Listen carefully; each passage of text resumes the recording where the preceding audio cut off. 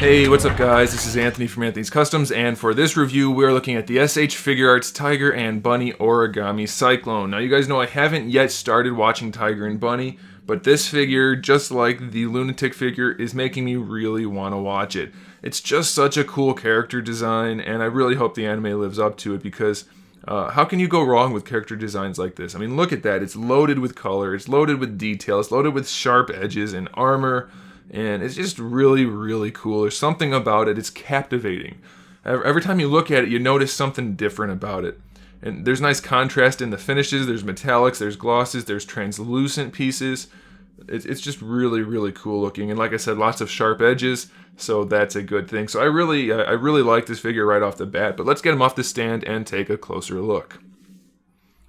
Alright, so this guy stands roughly 17 centimeters to the top of his head, which makes him just about 6 3/4 inches. So he's got some size to him also. We've been reviewing a lot of import figures with some size to him, and I really like that. The bigger the figure for the money, the better, generally speaking, as long as they're not crazy out of scale. And this guy is loaded with detail to boot, so you can't really beat that. Let's take a closer look at the paint job. You can see he's just covered with little labels and things, and they're all really, really well done. Very nicely detailed. The face is loaded with detail. The line work is all very clean on this guy. There's detail on his accessories. Very pleased with this figure. I'm going to probably pick one up for myself. This one was just lent to me so I could review it. Very, very cool. I can't really stop being impressed by this guy, so let's stop rambling and look at the accessories. So the first one is this, which is his, I guess, primary weapon probably, if I had to guess. And that comes with the thing that I guess holds it onto his back in the show. So you can see the little hooks on there, and that's a permanent piece just for you to display with it on his back. Now you do get an interchangeable back piece with the little hooks on it, because you might want him to use his accessories. So you can just peg that on there, and then obviously the weapon's not there. So of course you have the weapon accessory on its own, which he can hold, and I'll show you the hands for that. But it's really nicely painted. The metallic silver and gold on there, very well done. And then you have the little logos on there that look really good also. Now you also have these, which are his Katana Handles, and I'm not sure the story on those, obviously, because there's no blades. So I don't know how that works in the show, but how it works on the figure is you can pop these off, but you're probably supposed to keep them on, is you pop them off from there and you get just the handle, and then you can peg in the blade, which is surprisingly well done. I thought for sure these were going to be not good looking when I saw how they were connected, but they're really nicely sculpted, and they all look like one piece. They're not flimsy or anything like that. So they did a really nice job on that. Again, I'm not too clear on how this is functional in the show, but that's how it is. So we're going to take those off just so I can handle the figure a little easier. And then we get one other accessory weapon-wise, and that is just kind of like a small version of the big weapon. I guess this would be considered a shuriken, right? I think so. Either way, it's really nicely done. You can see it has nice edges on it, and nice sculpt, and nice paint. And then lastly, we have some interchangeable hands. Now, this is really where the figure falls flat. His hands here are just regular, kind of like closed fist hands, but the paint job is super iffy. It's really not good. And that doesn't really change for the rest of the hands. We have these two hands, which are meant for holding the main weapon, and it works, but they're really, really sloppy. Like, you can see that the skin tone painted on is not opaque enough. You can see some of the dark colors coming through, and the dark lines are just really sloppy, and it's not ideal. It's really disappointing. Luckily, you probably won't notice it too much as you're posing the figure, so it's not a huge deal, but it is something to note. And that's how they hold the weapon, by the way. It goes right on there, no problem. You could probably balance it on the tip, but I would probably pose it just like that. Then you do get these hands, which are also useful. They're also gripping hands, so you can hold the katanas with them, or you can hold the other accessory. So where'd it go? We have this guy right here. You can just stick in there, no problem. And I'm betting you could, with a little bit of finesse, have him hold this by the tip, but you'd really have to really try hard on that.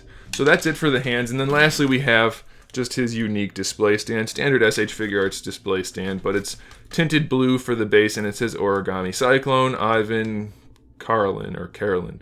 So it's pretty cool. Lots of nice accessories for a really cool figure. Let's go through the articulation, and then we will call it a wrap. So I'm not entirely sure what we have going on under the head just because it's got this kind of helmety thing going on. So I can't say for sure, but it feels to me like a ball hinge on top of a ball peg for the neck. Regardless, you can move it around pretty well either way. It is limited up and down, but otherwise it works pretty well. The shoulder pads have ball pegs where they connect to the shoulder, and then the shoulders move independently, but they are somewhat limited by the shoulder pads. So be aware of that. There's a giant ball peg that connects the arm to the torso with that kind of floating cup in there to hide the joint, so that moves around pretty well. And then of course we have our standard hinge for the shoulder. We have our bicep swivel right there, and it's essentially the same on both sides, even though the shoulder pads are slightly different. The articulation's functionally the same. We have double jointed elbow, which it does give us pretty good range of motion. It's not the best looking elbow in that it's a little bit disjointed, but it does give us almost 180 degree bend, so that's pretty cool. The wrists are on your standard ball hinges, so nothing special there. They work just fine. The torso, I'm not certain on this just because of the way it's designed, but I believe it's a single ball peg at the bottom of the torso. However, it gives you a really nice range. I mean, it leans pretty far back, pretty far forward, side to side, full rotation, and then you can see the belt is a floaty piece, so it'll rotate as well.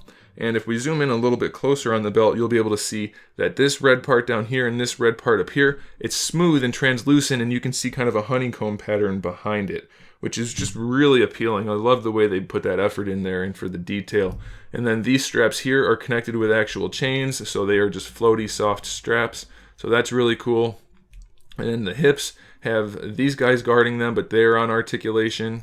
I can't say for sure what kind it is, just because I can't really see in there, but they do have articulation to get them out of the way, so that's good. This piece is hinged. This piece can move. I'm assuming it's just ball pegs for all of them, but I can't say for certain. And then for the hips, we do have that hinged ball peg, so you can drop them down a little bit, but you're not going to get the best range just because of all of the plastic that's going on down here. You know, it's gonna get limited at some point.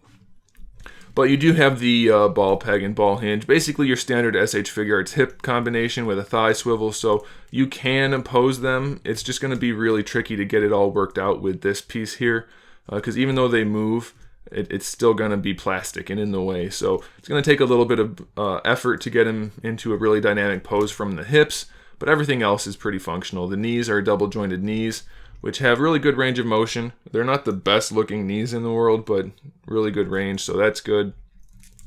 And then the ankles are really nicely done. You have a rotation in the ankle right here. And then you have the full standard hinge. And then you have a full ankle rocker, which gives you really good range. And these feet are die cast, at least on the bottom. It feels like die cast to me. I think that's the case.